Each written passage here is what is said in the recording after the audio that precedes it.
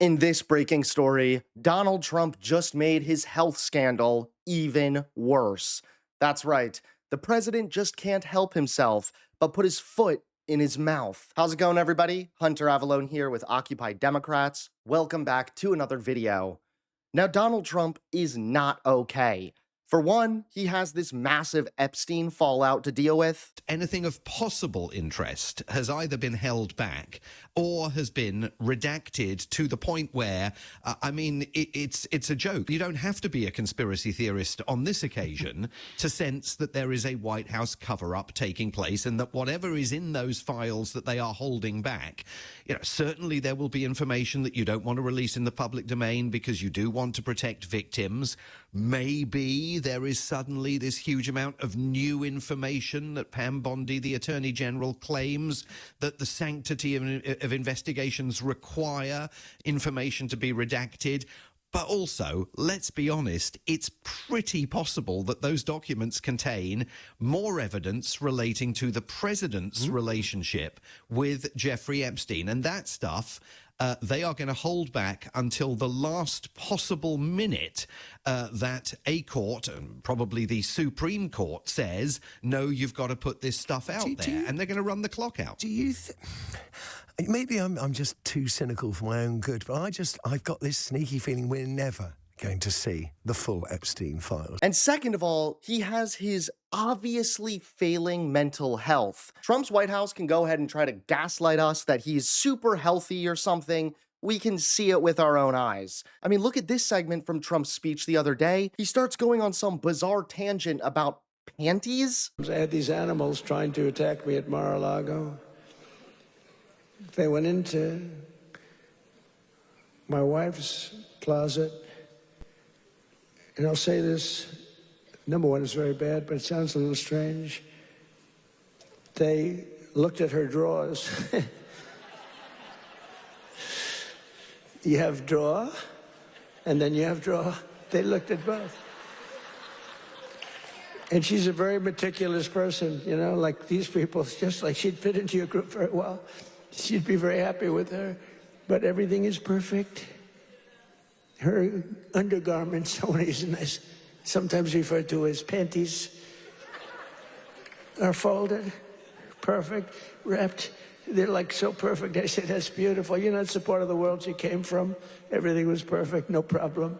Fold, fold, fold. I think that she steams them, make sure. But that is just the tip of the iceberg, unfortunately. Because what Trump said next just made his health scandal even worse. Take a look at this. First, he misspelled the word beholden. Because they are totally beholden. I don't love that word, but they're beholden. They're beholden to the insurance companies. Trump is certainly not making any spelling bees great again. But where it gets really bad is when Trump tries to brag about taking the cognitive test. He basically admits that it is painfully easy, but he tries to say it was difficult. First day in 28 days, these people are sick. That's why I've taken more physicals, because I think you have an obligation to, report. And I hate when they put out false reports. So they put out a report that Donald Trump. So I took a lot of physicals. And I did something no other president's ever done. I took cognitive tests. Because I know that, and by the way, not easy. You get to those last questions, those last 10, 15 questions, nobody on that stand could answer probably any of them. And I got them, I aced them. And no other president's taken a cognitive. Could you imagine Sleepy Joe taking a cognitive test? I don't think he'd get the first question is like, what is this? And they show a lion, a giraffe, a fish, and a hippopotamus, right? And they say, which is the giraffe? So that's the only question. But what happens is it then gets harder. I don't think Joe would have gotten the first question right. Of course, he can't even help himself but start rambling about Joe Biden. He would say hippo. I want the hippo. But anyway, I've taken now 3 cognitive tests. I've aced every single one of them. And Trump is just the joke that no one is laughing at. Donald Trump is once again bragging that he aced a cognitive test, and instead of clearing up concerns about his health, it's actually making the scandal worse.